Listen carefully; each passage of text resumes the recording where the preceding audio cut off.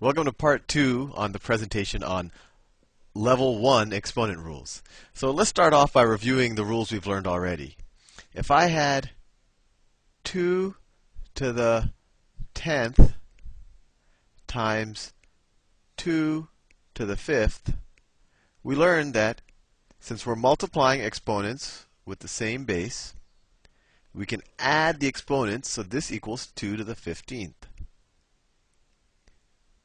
We also learned that if it was 2 to the 10th over 2 to the 5th, we would actually subtract the exponents. So this would be 2 to the 10 minus 5, which equals 2 to the 5th. And at the end of the last presentation, and I probably shouldn't have introduced it so fast, I introduced a new concept. What happens if I have 2 to the 10th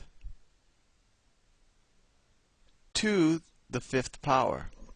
Well, let's think about what that means. When I raise something to the 5th power, that's just like saying 2 to the 10th times 2 to the 10th times 2 to the 10th times 2 to the 10th times 2 to the 10th, right? All I did is I took 2 to the 10th and I multiplied by itself 5 times. That's what's 5th power. Well, we know from this rule up here that we can add these exponents because they're all the same base. So if we add 10 plus 10 plus 10 plus 10 plus 10, what do we get? Right, we get 2 to the 50th power. So essentially, what did we do here? All we did is we multiplied 10 times 5 to get 50. So that's our third exponent rule, is that when I raise an exponent to a power, and then I raise that whole expression to another power, I can multiply those two exponents. So let me give you another example. If I said 3 to the 7, and all of that to the negative 9, once again, all I do is I multiply the 7 and the negative 9, and I get 3 to the minus 63. So as you see, it works just as easily with negative numbers. So now I'm going to teach you one final exponent property.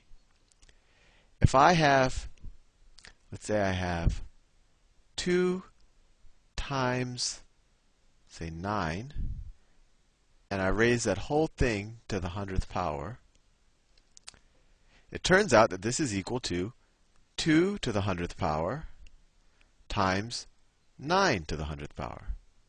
And let's make sure that that makes sense. Let's do it with a smaller example. What if it was 4 times 5 to the 3rd power? Well, that would just be equal to 4 times 5 times 4 times 5 times 4 times 5, right? Which is the same thing as 4 times 4 times 4 times 5 times 5 times 5, right? I just switched the order in which I'm multiplying, which you can do with multiplication. And well, 4 times 4 times 4, well, that's just equal to 4 to the 3rd. And 5 times 5 times 5 is equal to 5 to the 3rd.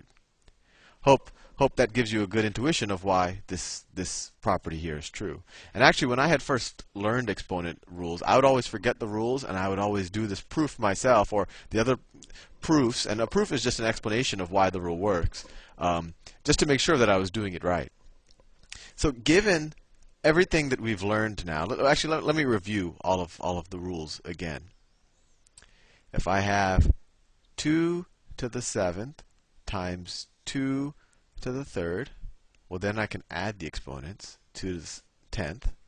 If I have 2 to the 7 over 2 to the 3rd, well, here I subtract the exponents, and I get 2 to the 4th.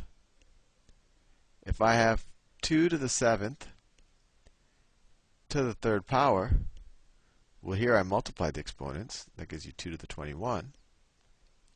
And if I had 2 times 7 to the 3rd power, well, that equals 2 to the 3rd times 7 to the 3rd.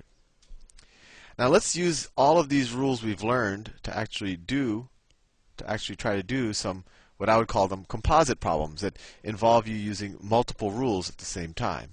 And a good composite problem was that problem that I had introduced you to at the end of that last seminar.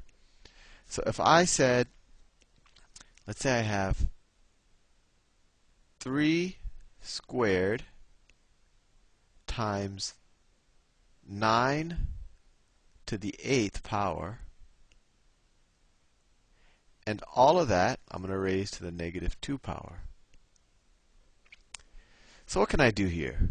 Well, 3 and 9 are two separate bases, but 9 can actually be expressed as an exponent of 3, right? 9 is the same thing as 3 squared. So let's rewrite 9 like that.